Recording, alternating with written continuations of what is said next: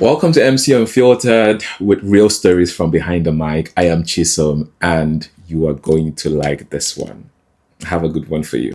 This is about a time, the only time I was late to an event, even though I left my house 3 hours early. The event was a wedding in Lagos, Nigeria. Now, if you're familiar with Lagos, there's the island and there's the mainland. I lived at the time on the outskirts of the mainland, so just before the bridge that would take you to the island, and the event was on the island. If you've worked with me, you know that I am punctual, right? I learned from legends in the industry like Ike Osakiodua, who will tell you that punctual is not on time, punctual is arriving before. And for me, that's a mantra. And so I always try to be at the event 1 hour before the event starts. And it's not just for being punctual, there are other reasons for it, maybe stories for another day. On this particular day, I left my house 3 hours before the event started. If you know Lagos, there's the mainland and the island, and they're connected by three bridges, right? Typically, I would take the first one. And so on this day, I got ready and left my house 3 hours early. Getting on the first bridge, I realized that the bridge was locked. I didn't make anything of this. I was like, okay, maybe construction. I got to the second one, and there was just like a lot of people on it. There was no way to get around. So I moved to the third one, and it was blocked with people. This one was at least moving. The people were moving, and you could like just keep sneaking behind them, but it wasn't going anywhere. It turned out that that was one of the days of the major protests from the NSAS event. If you know anything about the NSAS, if you didn't know about the NSAS, I'll give you like a blurb. NSAS was an organized protest, mainly by young people in Nigeria, against police brutality. It was very popular at the time because it took over the internet, and it also happened during the pandemic. And so there were many reasons for it to be remembered. It was also very significant. It's very significant in Nigerian history because of the events that unfolded, but let's not get into all of that. This day that I was supposed to be at that event happened to be the day of the protest, and the road was blocked. I was standing there, 3 hours became 2 hours, 30 minutes, 2 hours, 30 minutes became 2 hours, and I was literally in a standstill. At the 2 hour to the event, 90 minutes to the event mark, I was already thinking, okay, this is injury time. Where can I leave my car? Should I take an Okada? Should I walk to the event? Of course, I could not walk. It was just too far. But this whole time I had been in communication with the event planner. I had been telling them, hey, listen, this is what's happening. I don't know what is going on. I couldn't park my car because all the outlets were blocked. So once you were on that highway, you couldn't get off. You just had to keep going until you got to the island. I couldn't also just park my car in the middle of the street, of course. And so within the car, there was nothing I could do. Even if I found some way to leave the car, there were no bikes. There were no Okadas running. Okadas are commercial motorcycles people use for transport in Nigeria. I couldn't take any of those because there were none. There were no public transportation outlets or media. Like, people were just walking for these protests. And so I was just in the car, counting down and twiddling my thumbs. This was such a scary thing for me because I had never been in this situation before. Anyway, I stayed in contact, continued letting the event manager know, like, hey, this is what is going on. And I am doing my best to get there. I am literally trying to get there. There's nothing else I can do. I told them everything that I had done, and they were like, oh, shoot, there's nothing else. And so I got to the event with about an hour left for the event to get before dance. What had happened was a cousin or somebody, a family member, had taken over the mic and was just like introducing the next agenda item.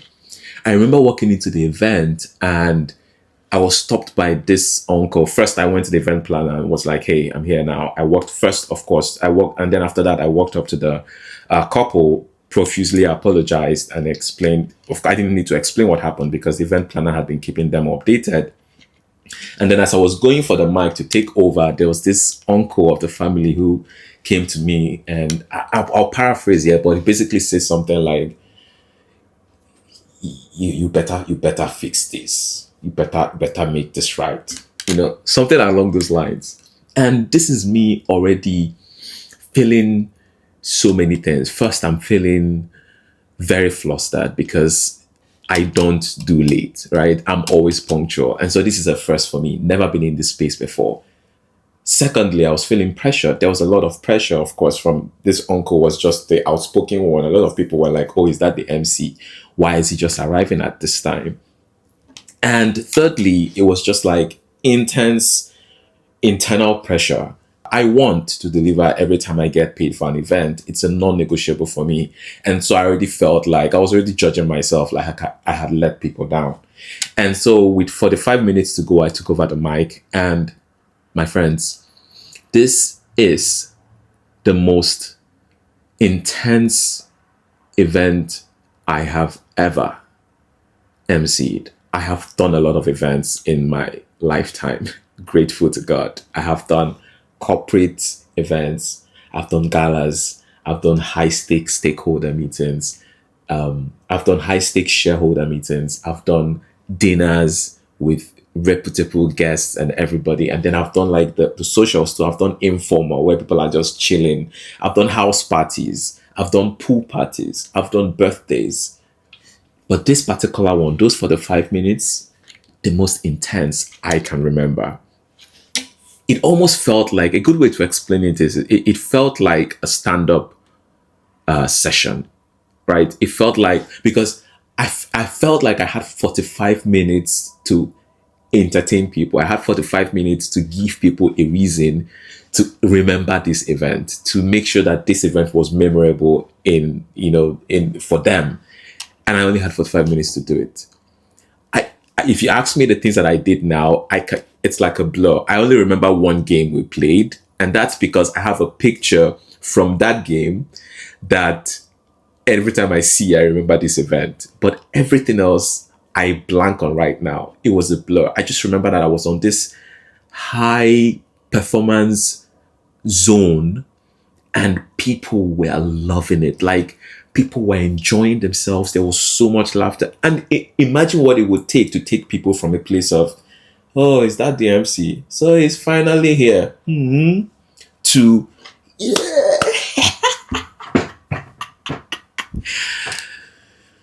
Boy, it was very high pressure, but very, very rewarding. At the end of the day, that uncle, that same one that came with, you better fix this. He came up to me and he was like, he took my hand, took a handshake. I was like, he didn't say anything, no words, but you know what it means. He was like, shook my hand, then hugged me. It was like, well done. I'll see if I have a picture with him because I probably took one. I don't remember.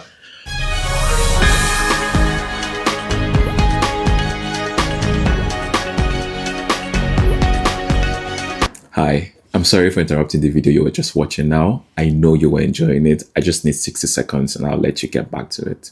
Thank you. Now you're watching this video, but data shows us that you have probably not subscribed.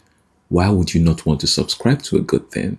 Subscribing helps us build up the digital stamina that we need to keep providing good content and continue to improve on what we do. Secondly, after you subscribe, why are you not sharing the videos? Why are you not sharing? Please share these videos with your friends. Let them know that you have found a good thing you're enjoying. If you're not enjoying the videos, let me know in the comments what you're not enjoying, but also share with your friends. Make a point. Let them know. You remember that video I said I did not enjoy? Here's the link. Share it with them still. Also like the videos. So please, I'm asking, stop right now. Like the video, share with somebody, subscribe. I'll let you get back to it. What? Did I say I'm an NBA champion?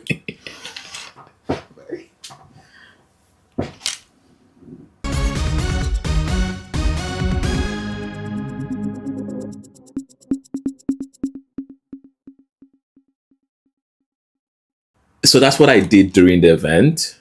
After the event also, I reached out to the groom who had hired me directly and I said, hey, wanted to apologize again and make sure that you and your wife had enjoyed the little that I could salvage from the situation. And he was like, hey, listen, you more than made up for it. People are still talking about, having so much fun those last 45 minutes. And it's great. I understand there was nothing you could do. Then I offered to give back 50% of his fee. I don't remember if he pushed back. He probably did not. Let me not lie. I said that he pushed back. I said, give me less. No, I don't remember if there was a pushback because honestly, who would push back, right? Especially after you just spent on a wedding. You want money. So I don't think he pushed back, but I offered 50% refund and I delivered 50% refund. And that's the story of the only time I was ever late to an event, even though I left 3 hours before. Two things to end this with, right? The first thing is perfection doesn't mean that nothing goes wrong. If I tell you that I'm a great MC, I'm perfect at my job, it doesn't mean that nothing ever goes wrong. It just means that when things go wrong, I am prepared to react. And the second thing is that your reputation is not built by how you respond when things go well. Unfortunately, I wish that were the case. That would be in an ideal world, but it's not. Your reputation is built on how you respond to pressure. How do you respond when things are going wrong? That's what people remember. Please take a moment and share in the comments if you've had a situation similar to this one. You don't have to be an MC. If you've had a case where you were late to a meeting, let us know how you handled it. What do you think about the story? Any opinions, let me know in the comments. I will be reading, and I could also be taking ideas from there to even share more content and more videos with you. Thank you for listening. In the meantime, from behind the mic, I'll see you on the next one. Mic check 1 2.